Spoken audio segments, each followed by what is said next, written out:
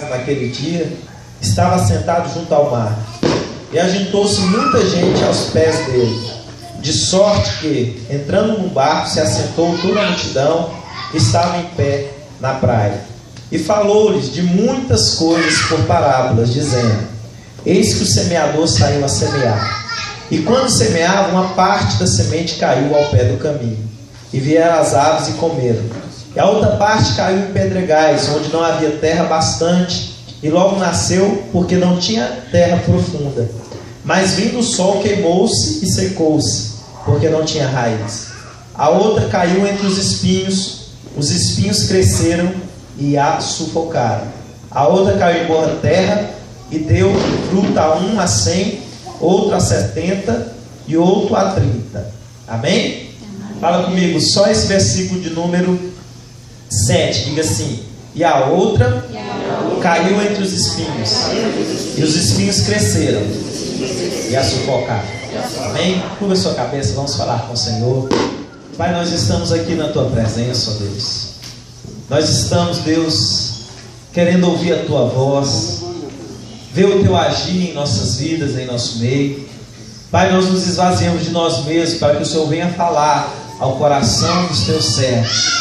Pai, que cada que hoje entenda, Deus, a Tua palavra e saia edificado pela Tua palavra.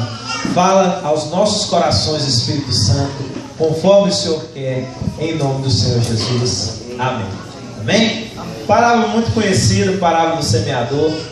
Mas hoje eu quero só falar a respeito daquela semente que caiu entre os espinhos. Deus tem falado muito comigo a respeito de espinho. Eu estive pregando aqui, até titulei o nome da pregação: quando o espinho não sai. Quem ouviu essa pregação? Amém? Glória a Deus. Quando o espinho não sai, Paulo chega a declarar que ele tinha um espinho na carne. E eu expliquei no dia dessa pregação que as provações, os espinhos servem para que nós não nos exaltemos, para a gente andar em humildade e para a gente crescer nos propósitos de Deus. Mas hoje eu quero falar também de outra questão dos espinhos. Os espinhos, eles tentam sufocar o propósito, o propósito da nossa vida. E nessa noite eu quero falar com você a respeito do propósito de Deus para a minha e para a sua vida, e como que nós temos que agir para que os espinhos não sufoquem o propósito, não aniquilem o propósito de Deus para a nossa vida. Amém? Então pensa na semente como sendo o propósito de Deus na sua vida. Você pode pensar nisso? Você parou hoje para pensar qual é o propósito de Deus para a sua vida? Você saiu da sua casa para vir aqui, você pensou: Senhor, qual é o teu propósito na minha vida? Por que eu estou indo passar a virada de ano na presença do Senhor? Qual foi o propósito da minha vida no ano de 2014? O que eu fiz, o que eu deixei de fazer, o que eu deveria ter feito? Nós temos que nos questionar qual é o propósito. Qual o propósito que Deus tem para nós? Porque, irmão, se nós esquecermos o propósito de Deus para a nossa vida, tudo vai ruir, tudo vai se acabar.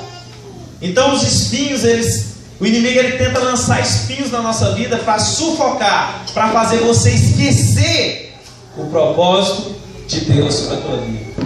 Nós somos uma igreja de líderes. Nós somos uma igreja de pessoas fortes, pessoas com chamado, com ministério. Aqui neste lugar, você que está nos visitando, eu quero que você entenda que não existe ninguém nessa igreja que não faz algo para o Senhor. Não existe ninguém nessa igreja que não tem um chamado e que não está exercendo esse chamado para Deus. Porque todos nós fomos capacitados e todos nós temos um propósito a cumprir no Senhor. Então, desde já, eu quero te convidar a pensar nessas coisas. Deus tem um chamado, Deus tem um ministério para a tua vida. Quantos acreditam nisso? Diga amém. Amém. Glória a Deus, Deus tem um chamado para você. Deus tem um propósito. Deus quer cumprir na tua vida os sonhos dele. Agora, ao contrário também, o inimigo vai querer lançar espinhos, dificuldades na tua vida, para que esses espinhos sufoquem, para que você se esqueça o propósito e para que você se esqueça o chamado que Deus tem para você. Quantos aqui já sentiram Deus te chamando? Diga amém. Amém. Quantos aqui já sentiram Deus, o Espírito Santo falando com você, te impulsionando a fazer algo, a exercer, a cumprir o propósito? Irmãos, eu creio que todos, porque todos nós fomos capacitados por Deus. Porque a Bíblia diz que muitos são chamados, porém, e faça você esquecer o propósito inicial, o chamado, o ministério que Deus colocou na tua mão.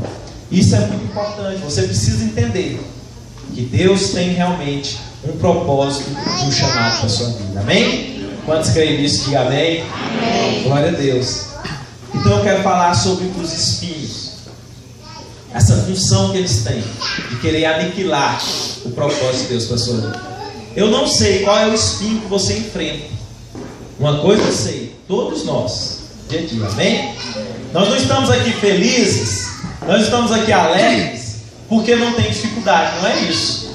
Nós estamos felizes porque apesar dos espinhos, Deus tem cuidado de nós e nós temos vencido, amém? Então eu lembro, irmãos, do meu chamado. Eu lembro quando Deus me convocou, quando Deus falou no meu coração e me alistou para esse chamado, para esse propósito. E os propósitos de Deus, eles foram se tornando reais na minha vida.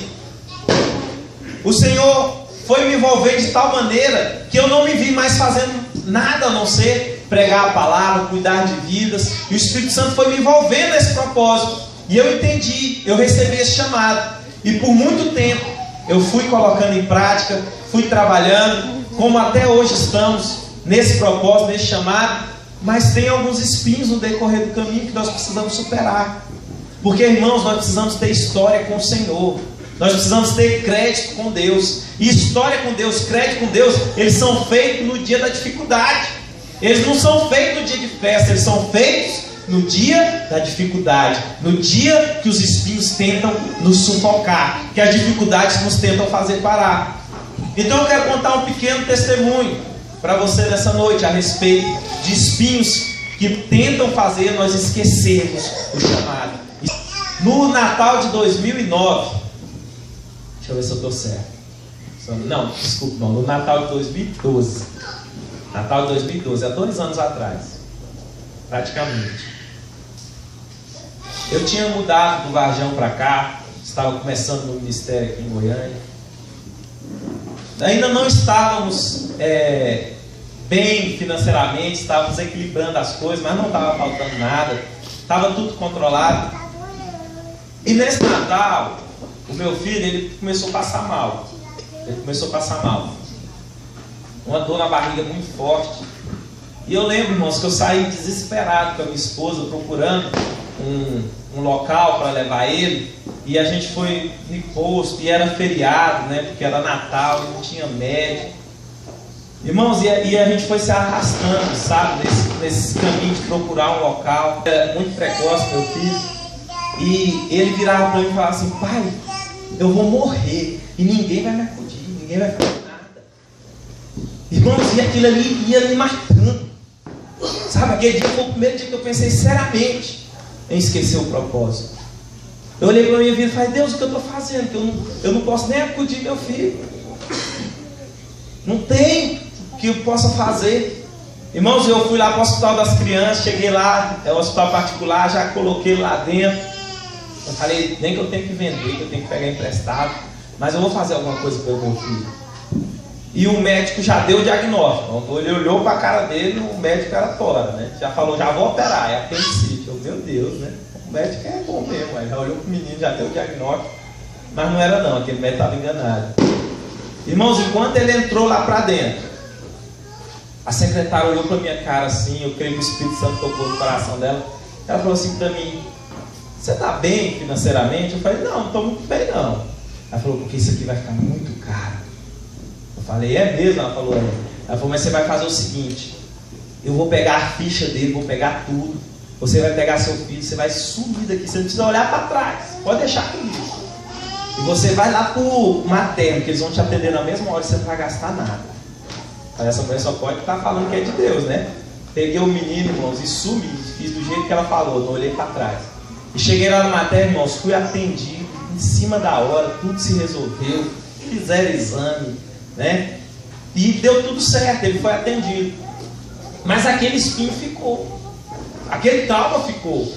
E eu confessei para o meu discipulador, mas irmão, por muito tempo eu sofri com esse espinho, de pensar assim, eu não posso fazer nada pelo meu filho, eu não tive, né? Deus não me ouviu, Deus não ouviu minha oração ali em cima, e aquilo ficou perturbando a minha mente, e eu fiquei trabalhando com o Senhor, mas aquilo era uma aflição do meu coração, aquilo era um espinho, que tentava fazer eu esquecer o propósito de Deus. E ele ainda teve, irmãos, eu acho que umas 3 crises depois disso. E a última, eu lembro bem, foi no novembro de 2013. Foi a última crise que ele teve dessa doença. E eu levei ele para o hospital, como das outras vezes. E eu voltei para casa. E eu entrei no meu quarto. E eu fui falar com o Senhor.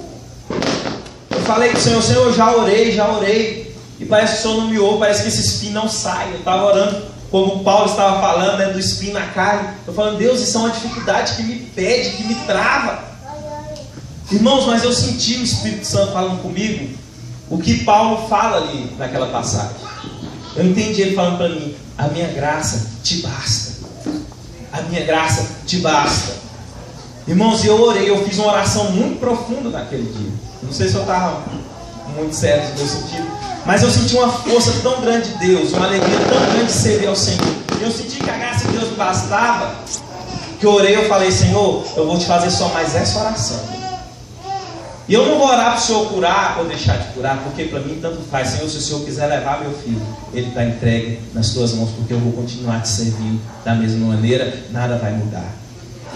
Irmãos, eu fiz essa oração, parece até meio inconsequente, né? Mas eu fiz essa oração e eu dormi em paz. Eu nem escutei mais o celular, porque eu nem dormia quando isso acontecia. E eu acordei de manhã, me arrumei e falei, agora eu vou buscar o meu filho. E cheguei lá, ele já não tinha mais nada. E eu sinto a paz de Deus desde aquele dia. Naquele dia eu senti que aquele espinho não ia mais tirar o propósito de Deus da minha vida. Então eu estou contando só um testemunho, irmãos. E de lá para cá, nunca mais nenhum filho meu adoeceu, graças a Deus. Amém. E eu olho e falo, Senhor, eu continuo mandando saúde, que eu não gosto de menino doente, não. Mas isso não é mais algo que vai tirar o meu propósito, que vai fazer eu esquecer do meu chamado com o Senhor. Amém? Então eu contei um pequeno testemunho para você de algo que aconteceu comigo. Tristeza que tenta fazer você esquecer o propósito de Deus para a tua vida. Mas eu quero te falar que você tem que olhar para o Senhor nessa noite. Falar, Senhor, independente da dificuldade, independente do que eu vou passar no ano de 2015, eu estou firme contigo. Eu continuo firme no meu propósito. Nada vai mudar na minha vida, porque eu vou continuar servindo ao Senhor. Amém? Então eu queria que você se colocasse de pé. Eu falei que eu não ia me demorar, e não vou realmente, mas eu quero orar por você. Renova, Pai, os teus propósitos na nossa vida. Renova, Deus, os teus sonhos. Pai, se alguém aqui já desistiu, Deus, dos sonhos do Senhor, já desistiu dos seus sonhos, eu te peço agora, Espírito Santo, vem renovando, ó Deus, os nossos sonhos, vem renovando as nossas vidas em Ti, em nome do Senhor, para nos fazer crescer, para nos fazer andar num novo nível de fé, em nome do Senhor Jesus, em nome de Jesus. Amém, amém e amém. Amém? 2015 vai ser diferente.